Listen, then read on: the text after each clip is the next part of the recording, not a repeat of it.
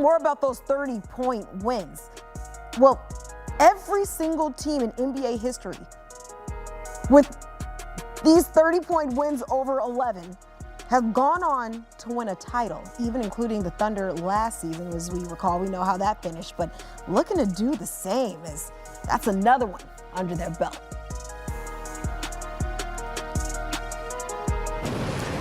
We're now joined by CBS Sports NBA analyst John Gonzalez. And John, the defending champs, well, let's do a little number counting, shall we? They forced 19 Suns turnovers, owned the points off turnovers 34-2, dominated fast break points in the paint, and then got 22 from Jalen Williams, while SGA, he still finished with 25, and that's even despite shooting 5 for 18 from the field. So I got to ask you, from what you saw in this performance, how scary is OKC if they can win a playoff game by 35, and that's even without a vintage shooting night from SGA? Yeah, Kiana, all the notes that I have written down, you just did them. We should switch roles. You should be the analyst and I'll host this segment. That was ridiculous. I mean, Oklahoma City just came out. I thought that the Sixers got beat bad earlier in the day, but this is kind of what I expected in this series. You and I did our little predictions the other night, and I had Oklahoma City winning this in a sweep, and you saw why in game one, right? I mean, like, the Suns aren't a big team. If there's one thing that Oklahoma City sometimes has trouble with, it's size, both height and physicality, and that's kind of why they went out and got Isaiah Hartenstein last year. But because the Suns didn't have Mark Williams in this game, not like Mark Williams was going to be a game changer, but everything that the Suns can do, that Oklahoma City can do that much better, right? They have a whole bunch of really long, rangy wing players. They've got the defending MVP and finals MVP in SGA. Jalen Williams was great tonight, as you mentioned, Chet Holmgren. I mean, there's nothing that the Suns can do to combat that offense. And then defensively, man, are the Suns in trouble because they just come at you in waves, right? I mean, like, after you get through the starting group, oh, by the way, then here comes Kason Wallace, who could make all defense, Alex Caruso, who's all defensive caliber and has made all defense in the past. They just have so many players, and yeah, this is going to be a 4-game series, and the Suns can go off and enjoy their vacation. If you've been watching CBS Sports HQ, like John mentioned, we've been having these conversations, and he called this before the series even started, but I do want to dive a little bit more into what we saw, because do you think this game said more about the Thunder looking like a true repeat threat, or is it about Phoenix just having no real answer in this matchup?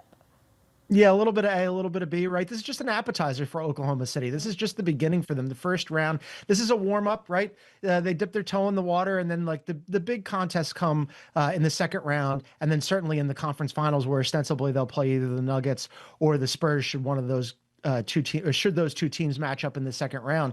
But look, last year, we had questions about Oklahoma City, right? They were the best team in the NBA during the regular season, but that's different than going and winning a championship. Well, they did that. They got through the gauntlet of the Western Conference. They won a championship, and now they're out there to defend it again. And so far, they've looked apart, right? I mean, 7th in offensive rating this season during the regular season. That #1 defense has been #1 for 2 years now, and they almost tied their NBA record point differential. So they're exactly where they want to be. They had some injury issues. Now they're healthy. They're good to go. And then the Suns, look, this has been a nice season for the Suns, right? Getting out of the play-in is okay for them. They had more wins this season without Kevin Durant than they had last year when they only won 36 with him. So you can only ask so much, right? What do you want them to do against the defending champions? Probably something like this, get blown out by 35. John writing them off already after game one, but you did say that the Suns, there's nothing they can really do to combat this Thunder offense, but maybe is there an actual offensive adjustment that Phoenix can make for game 2, or is this more about just kind of surviving the Thunder's pressure and maybe hoping for better shot quality the next time out?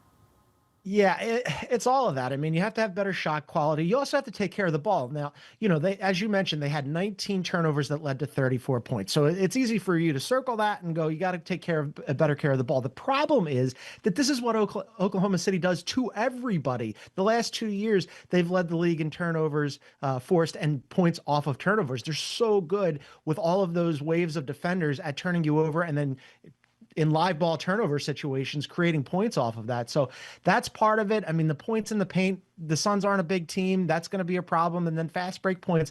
Oklahoma City has so many athletes up and down the roster, not just in that starting unit where they're just incredibly talented, but their bench.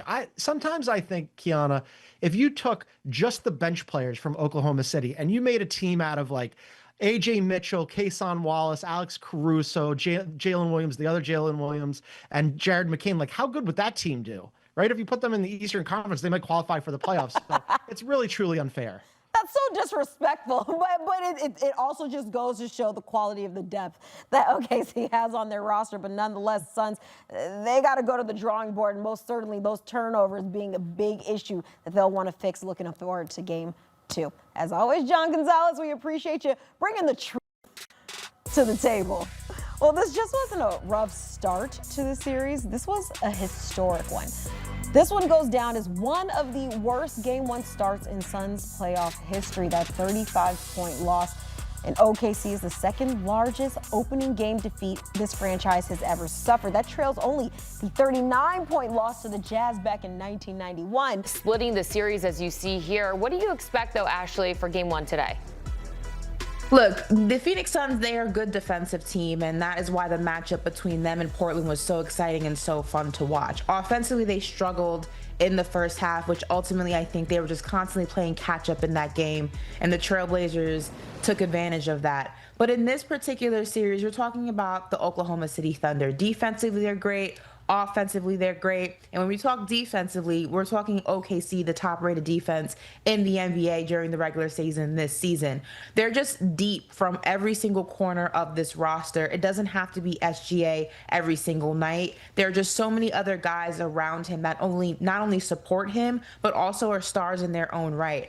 I don't believe the Phoenix Suns have a chance. I do believe that they'll make it interesting in some of these games. Some of these games may be a lot closer than people anticipated. I would be very surprised, though, if this Oklahoma City series against the Phoenix Suns goes past 5 games. I just think the Thunder are drastically better than Phoenix in this one. All right, let's get to the Magic and Pistons, both looking to snap their series droughts. The Magic have not won a series since 2010, and the Pistons have not won a series since 2008. Who do you think gets on the right foot in Game 1? So this series is interesting because if you're Detroit, you really wanted Charlotte, because Charlotte would have been a way easier opponent for the Detroit Pistons. The Orlando Magic, yes, I know that they have struggled throughout the entirety of the regular season with health, and then Paolo Banchero just has not taken that leap that we've expected somebody who has been in the league as long as he has to take. I think that he has all the makings to be a true star in this league, superstar in this league. We just haven't seen him take those we haven't seen him hit those benchmarks. He's still not very reliable from the 3. His mid-range game is almost non-existent. He just relies so much on his size to drive it into the paint, and you need a deeper bag than that. But I say that this is a team that's going to cause some issues for the Detroit Pistons because they're just as big, they're just as physical, and they like to play that way. Which is why if you're Detroit, you can't take them lightly, because the Orlando Magic are kind of like a conundrum in the sense you never know which version of the team you're going to get. There's versions of the team that you're looking at and you're like, wow, these guys are pretty mediocre. Like, this is not a good basketball team. And then the next time you see them, you're like, where has this Orlando Magic team been the entirety of the regular season? This is why a lot of people thought they should be a better playoff team than they are now. I say all that to say I still think the Detroit Pistons will win this, but they're going to come out of this a little beaten up and bruised up. I think that, like I said, the Magic have the size, they have the physical capabilities, they like to play that way, and so does Detroit. My only concern with the Pistons, and this is a concern I have with them, as they continue their journey, hopefully continue their journey throughout the Eastern Conference, there's a lot of reliance on Cade Cunningham to be the scorer. They don't have a lot of guys on that floor who can generate their own shot the way that Cade Cunningham does, who can put up the type of offense that Cade Cunningham does. So I'm interested to see what the game plan is for this series. If you remove Cade as much as you possibly can from scoring, the Magic may be able to make some noise and steal some games, which I expect them to do. All right, lastly, Ashley, we get Scoot Henderson versus Victor Wembanyama in the first round.